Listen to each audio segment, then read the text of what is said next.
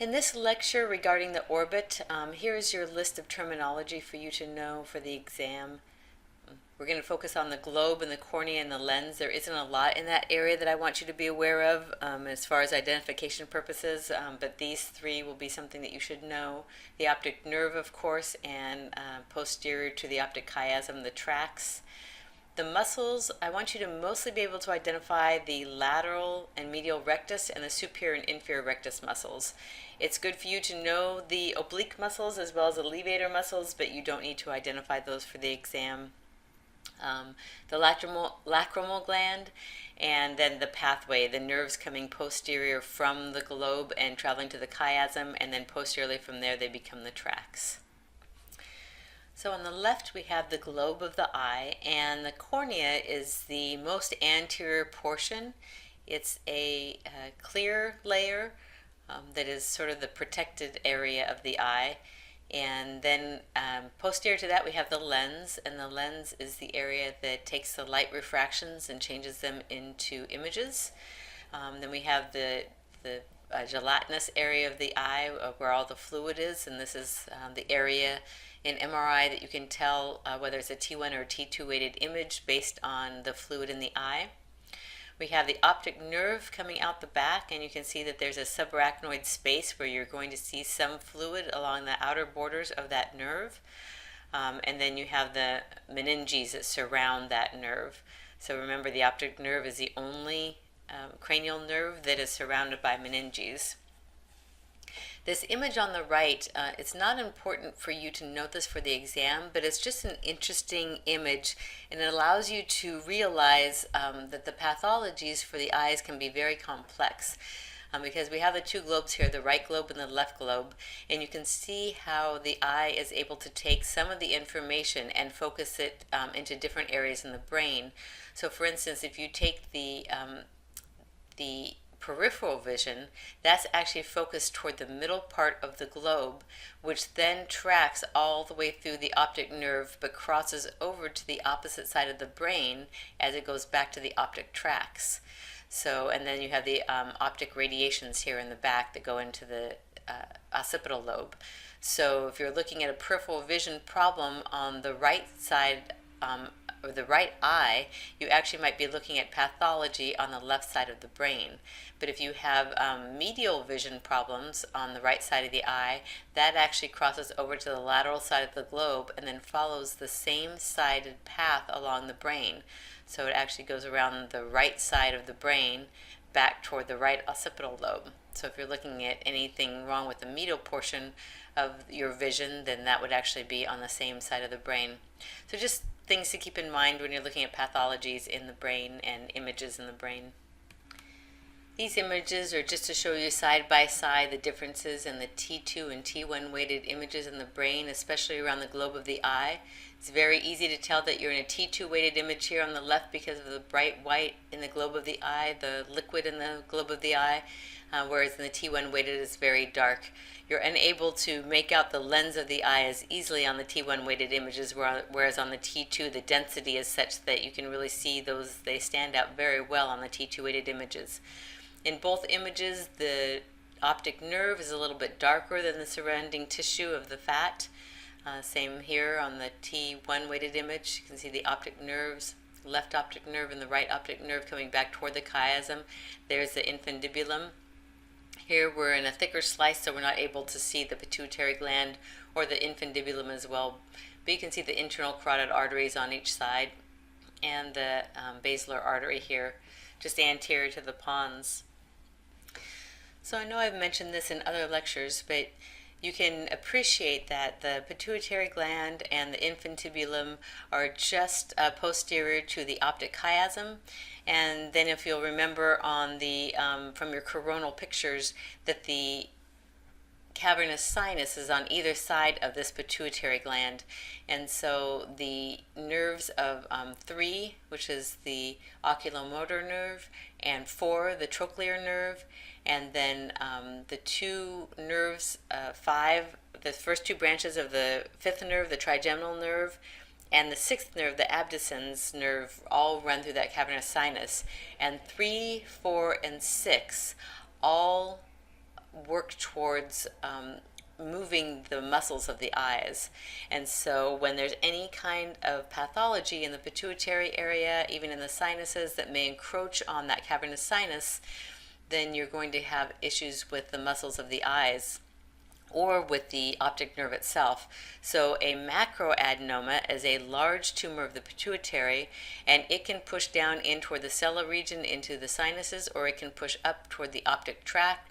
It can push laterally side to side into the cavernous sinuses. So there can be all sorts of issues with the eyes, the muscles of the eyes, and also some of the muscles of the face due to a tumor in the pituitary area.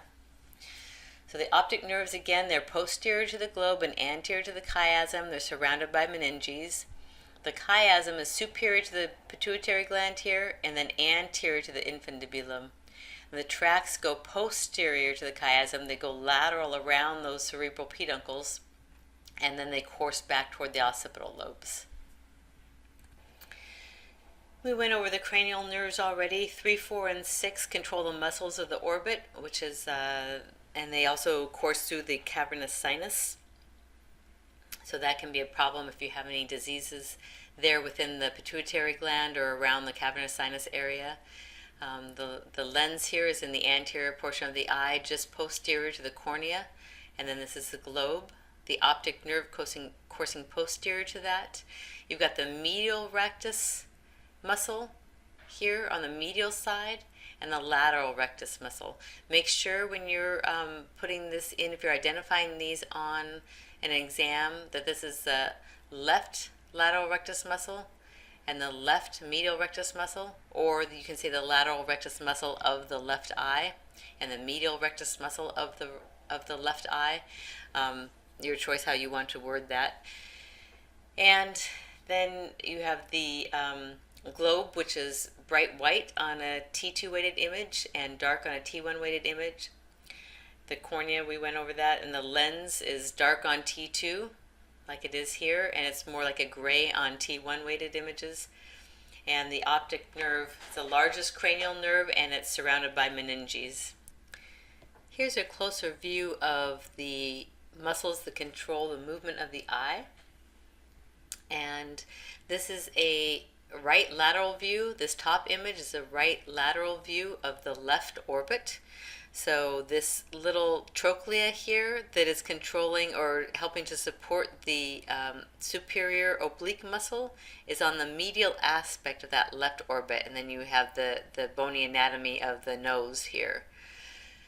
And again, the 4 that I really want you to focus on are the superior rectus and the medial rectus muscle, which you can't see well here because the medial aspect is hidden by the orbit and the globe of the eye. And the lateral rectus muscle, which has been cut here so that you can see the nerve, the optic nerve that's running just deep to that, or just medial to that. And then the inferior rectus muscle as well. And there are 3 other muscles. There is the superior oblique muscle, which I already talked about here, that works on that kind of a pulley system. And then the levator palpebrae superioris muscle. And then the inferior oblique muscle. And those, unless you're doing high resolution images of the orbit, the ones that we can normally see and that I'll ask you to identify are the medial, lateral, inferior, and superior rectus muscles. On this view from above, the superior view, you can see the levator palpebrae muscle, and then inferior to that would be the superior rectus muscle. And then that's been cut so that you can see the optic nerve just deep to that or inferior to that. You can see the inferior rectus muscle, the medial and lateral rectus muscles as well, and then the superior oblique. And this image from the front identifies the muscles and allows you to see how they layer one on top of the other from a anterior view. So again, the superior, lateral, inferior, and medial rectus muscles, those are the closest to the eyes. The inferior oblique muscle goes from lateral toward the medial side, and then the superior oblique muscle is attached to that pulley system here. So superior oblique muscle comes across to the medial side and then comes back lateral to attach to the eye. And then just above the superior rectus muscle is a levator palpebrae superioris muscle. But I'll ask you to identify the rectus muscles on the exam and not the levator palpebrae or the superior oblique muscle. And then listed on the left-hand side here, you can see which nerves actually control which muscle. So here are two coronal views to show you differences in anatomy. On the left we have a coronal T2 weighted image, and there's also fat saturation. So you can see that the fat around the eyes has been saturated, as well as the fat, the subcutaneous fat that's around the cheeks and along the top of the skull. It's all been saturated so that you don't see that. Water shows up as bright, so you're seeing the bright white around the meninges here. So this is the right optic nerve and the left optic nerve. And then you're seeing again the bright fluid in the sinuses here and in the nasal passages. Obviously have something going on in this sinus over here. And then you can see the muscles that surround the orbit. So you can see the superior rectus muscle, the inferior rectus muscle, the medial rectus muscle, and the lateral rectus muscle. And then on the right, you're seeing a CT image, and it's been reconstructed, so the scan is normally done in an axial view, and then the images are reconstructed so you can see it in a coronal view. And you can see the bony anatomy very well, and this is not in a bone window, so it turns up bright white. If it were in a bone window, it would be a little bit more of a muted white, but you would still be able to see the anatomy very well.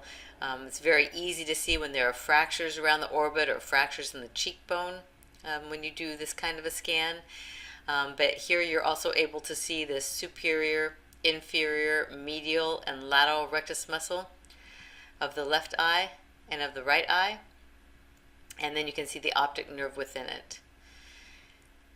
And as you get further back in the anatomy, and as you can see even from the brain, as in this scan, you don't see the brain anatomy and the soft tissue anatomy nearly as well as you do on the MRI scan. You just don't see the layers of the brain, the gray-white anatomy differentiation, but the bony pathology and the bony anatomy is very well visualized in a CT scan.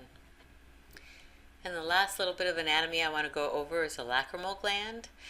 This is the right orbit, and the gland is in the superior lateral aspect, just deep to the skin. Underneath the frontal bone, you can see the frontal bone has been cut away here, and the lacrimal gland is just inferior to that and just deep to the skin. There's also a lacrimal duct that is on the medial side of the eye, and it drains down into the nasal cannulas here. And that covers the anatomy that I'll want you to know for the orbit lecture.